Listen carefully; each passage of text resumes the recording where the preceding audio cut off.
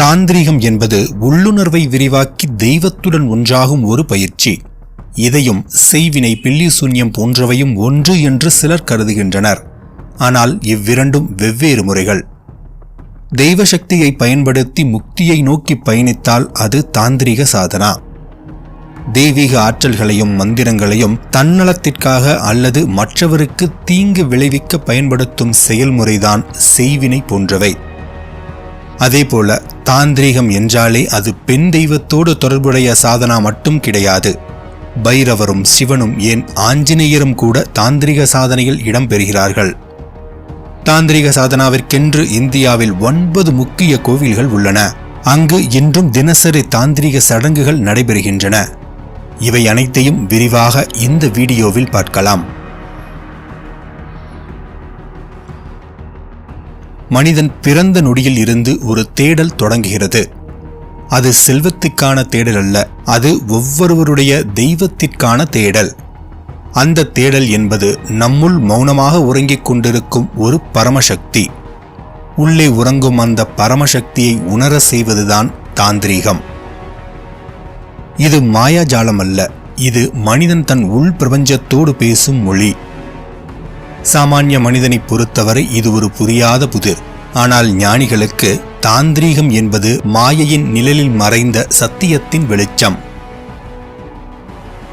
1000 ஆண்டுகளாக மறைந்திருந்த அந்த மரபு இன்றும் சில புனித தலங்களில் உயிருடன் துடிக்கிறது. அவை சாதாரண கோவில்கள் அல்ல, அவை இந்தியாவின் மிக வலிமையான தாந்திரீக கோவில்கள். அங்கு ஒவ்வொரு மந்திரமும் உயிர் பெறும், ஒவ்வொரு கல்லும் அதிரும், ஒவ்வொரு மூச்சும் நம்முள் உறங்கும் சக்தியை விழிக்கச் செய்யும். என்று அந்த மறைக்கப்பட்ட மரபின் இதயத்துக்குள் நாமும் பயணிக்கப் போகிறோம்.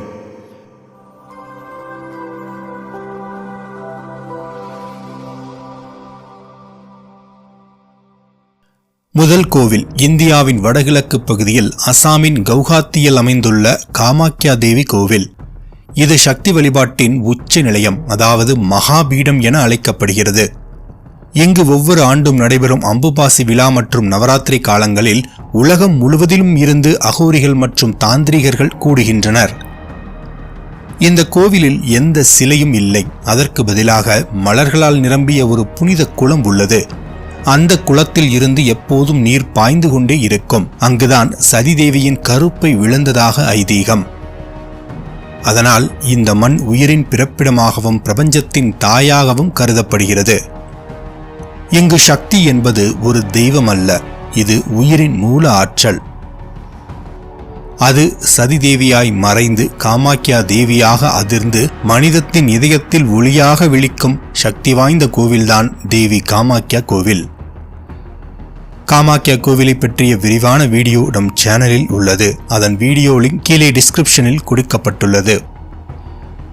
இரண்டாவது கோவில் கொல்கத்தாவின் இதயத்தில் திகழும் காளிகாட் தேவி கோவில். இந்தியாவின் மிக புனிதமான சக்தி பீடங்களில் ஒன்றாகும்.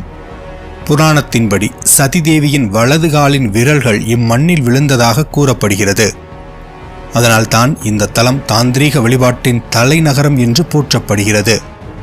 இங்கு வழிபடப்படும் மகாகாளி வல்லமையின் உருவம். கருநிற கல்லில் செதுக்கப்பட்ட இந்த சிலையில் தாயின் தலையும் 4 கைகளும் தெளிவாக காணப்படும். அவரின் நாக்கு தங்கத்தால் ஆனது. நீளமாக வெளியில் நீட்டியபடி அவரின் அக்கினி சின்னம் போல பிரகாசிக்கிறது. தங்கப்பற்கள், தங்க கையணிகள், சிவந்த மலர் மாலை அனைத்தும் சேர்ந்து அவரின் அழிவும் அருளும் கலந்த வடிவத்தை வெளிப்படுத்துகின்றன. கோவிலின் தென்கிழக்கு பகுதியில் குண்டுப்புகார் எனப்படும் புனித குளம் உள்ளது. அதன் நீர் கங்கையின் நீருக்கு இணையானது என்று நம்பப்படுகிறது. அந்த நீரில் ஒரு முறை குளித்தாலே மனிதனின் ஆசைகள் நிறைவேறும் என்று பக்தர்கள் உறுதியாக நம்புகிறார்கள். சீதலா தேவி, ஷஷ்டி தேவி, மங்களா சண்டி ஆகிய தேவிகளுக்கு தனி சந்நிதி உள்ளது. காளிகாட் ஒரு தலம் அல்ல, அது சக்தி தாய் இன்னும் மூச்செடுக்கும் உயிருள்ள ஆயுதம். மூன்றாவது கோவில் ஒடிசா மாநிலத்தின் புவனேஸ்வரில் கிபி 8ஆம் நூற்றாண்டில் கட்டப்பட்ட வைதாள கோவில் அல்லது தினிமுண்டியா கோவில். இங்கு மா காளியின் நிழலான சாமுண்டி தேவி பிரதிஷ்டையாகி உள்ளார். இந்த கோவிலில் தாந்திரிக சடங்குகள் எப்போதும் நடைபெற்றுக் கொண்டே இருக்கும். கோவிலின் மேலுள்ள 3 கோபுரங்கள் லக்ஷ்மி, சரஸ்வதி மற்றும் காளி தேவிகளின் வடிவங்களாக கருதப்படுகின்றன. அவை பிரபஞ்சத்தின் செல்வம், ஞானம் மற்றும் சக்தி ஆகிய 3 தத்துவங்களையும் குறிக்கின்றது. சாதாரண நாட்களில் பக்தர்கள் இங்கு வந்து வழிபடலாம். ஆனால் நரக சதுர்த்தி நாளில் இந்த தலம் மர்மத்துக்குள் மூடப்படும் புனித கோவிலாக மாறுகிறது. அன்று சாதாரண மக்களுக்கு உள்ளே நுழைவதற்கு அனுமதி இல்லை. அந்த இரவு முழுவதும் அகோரிகள் மட்டுமே கோவிலுக்குள் அனுமதிக்கப்படுவர். அவர்கள் அங்கு சாமுண்டி தேவியை வழிபட்டு தங்கள் தாந்திரிக சாதனைகளின் மூலம் பிரபஞ்ச சக்தியோடு ஒன்றாகும் அனுபவத்தை பெறுகிறார்கள். அந்த வழிபாட்டில் மனிதனின் உள்ளில் உறைந்திருந்த தீய ஆற்றல்கள் சாமுண்டி தேவியின் அருளால் கரைந்து விடுகின்றன. வைதாள கோவில் இது பயத்தை உண்டாக்கும் தலம் அல்ல, அது பயத்தை கடக்கச் செய்யும் ஆன்மீக மையம். இங்கு நடைபெறும் வழிபாடு இருளுக்காக அல்ல, அது உள்ளிருளை ஒளியாக மாற்றும் ஆன்மீக பயணம். இதுதான் சாமுண்டி தேவியின் உண்மையான அருள். அவர் அழிப்பவளாக தோன்றினாலும் உண்மையில் உள்ளுணர்வை எழுப்பும் தெய்வீக சக்தி. 4வது கோவில் உதய்பூரின் வடக்கே 20 கிலோமீட்டர் தொலைவில் மேவார் மலைத்தொடர்களின் அடிவாரத்தில் அமைந்துள்ள எக்லிஞ்சி கோவில். கிபி 728ஆம் ஆண்டு வீரர் பப்பா ராவல் கட்டிய இந்த கோவில் கிரானைட் மற்றும் மணற்கற்களால் வடிவமைக்கப்பட்ட அழகிய கட்டமைப்பால் என்றும் தெய்வீக ஆற்றலை வெளிப்படுத்துகிறது. இங்கு நிறுவப்பட்டுள்ள கருப்பு பளிங்கு கல்லினால் ஆன 3 அடி உயர சிவலிங்கம் 4 முகங்களுடன் பிரபஞ்சத்தின் 4 திசைகளையும் குறிக்கிறது. தாந்திரிக வழிபாட்டாளர்கள் இங்கு வருவது வெறும் சிவனை காண அல்ல, அவருடைய சிகிச்சை சக்தியை அனுபவிக்க. ஏனென்றால் எக்லிஞ்சியின் சிவன் மருத்துவ சிவன், மனிதனின் உடல் மன பிணிகளை குணப்படுத்தும் தெய்வமாக விளங்குகிறார். எங்கு பாயும் புனித நீர் அரிய ஜீரண சக்தி கொண்டது என பக்தர்கள் கருதுகின்றனர். அந்த சிவலிங்கத்தின் 5 முகங்கள் பிரபஞ்சத்தின் 5 தத்துவங்களை வெளிப்படுத்துகின்றன. மேலும் தாந்திரிகத்தின் மந்திரம், முத்திரை, மதியம், மாம்சம் மற்றும் மைதுனம் ஆகிய 5 மாக்களை கொண்ட கோவில். இவையே மனிதனை தெய்வீக நிலைக்கு கொண்டு செல்கின்றன. தாந்திரிக சக்திகளுக்காக புகழ்பெற்ற இந்த எக்லிஜின் கோவில் இன்றும் சிவபக்தர்களுக்கும் ஆன்மீக தேடுதல் உள்ளவர்களுக்கும் புனித யாத்திரை தலமாக திகழ்கிறது. 5வது கோவில் ராஜஸ்தான் மாநிலத்தின் டவுசா மாவட்டத்தில் அமைந்துள்ள மெஹந்திப்பூர் பாலாஜி கோவில். இது அனுமன் பகவானுக்காக அர்ப்பணிக்கப்பட்டது. ஆனால் இங்கு அவர் வழிபடப்படும் தெய்வத்தின் பெயர் பாலாஜி. இந்த கோவில் தாந்திரிக மார்க்கத்தை பின்பற்றுவோருக்கு மிக முக்கியமான தலம். ஏனென்றால் இங்கு அதிசய சக்திகள் இருப்பதாக நம்பப்படுகிறது. அவை மனிதனை பிசாசு, தீய ஆவிகள் மற்றும் எதிர்மறை சக்திகளின் பிடியிலிருந்து விடுவிக்கின்றன.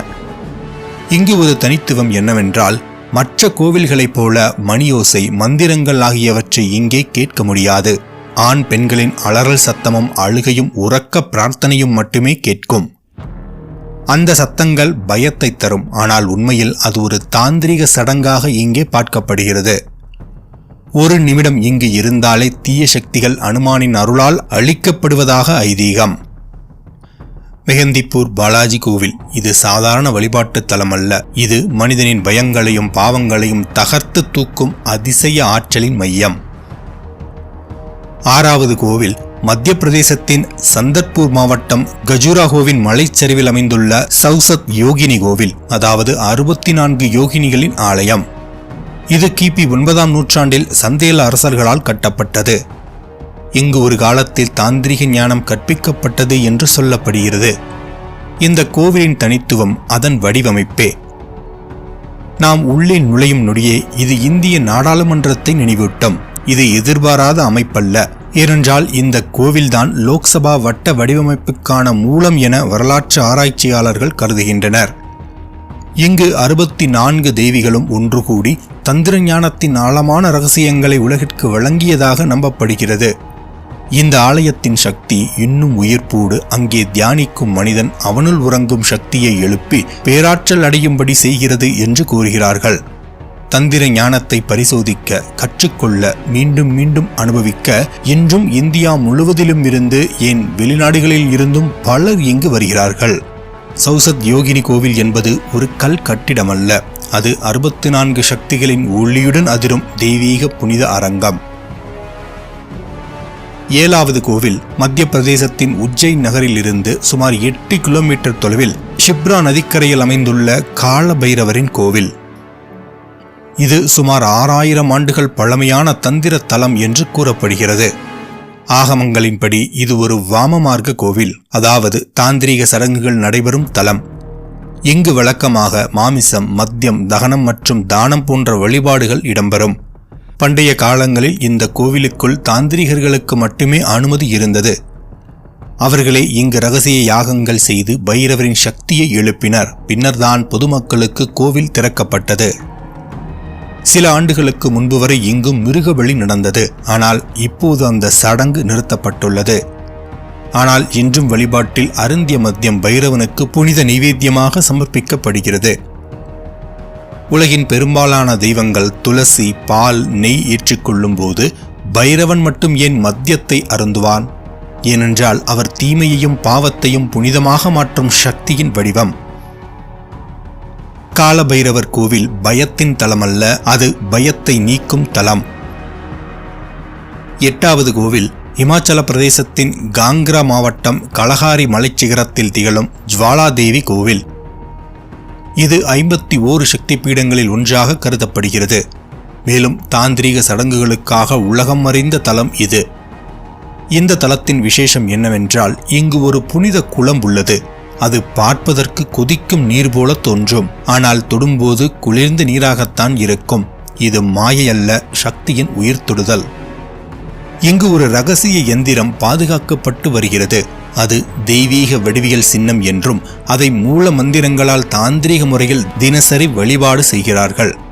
அது மட்டுமல்ல, நூற்றாண்டுகளாக அணையாத இயற்கை தீ தீபம் ஒன்று உள்ளது. அந்த தீ ஒரு கல்லின் உள்பகுதியில் இருந்து வெளிப்படுகிறது. அந்த தீதான் தேவி ஜுவாலாமுகியின் நேரடி வெளிப்பாடு என்று நம்பப்படுகிறது. அந்த நம்பிக்கையின்படி அந்த ஒளியைக் காணும் நொடியே மனிதனின் இருளான கர்மங்கள் கரைகின்றன.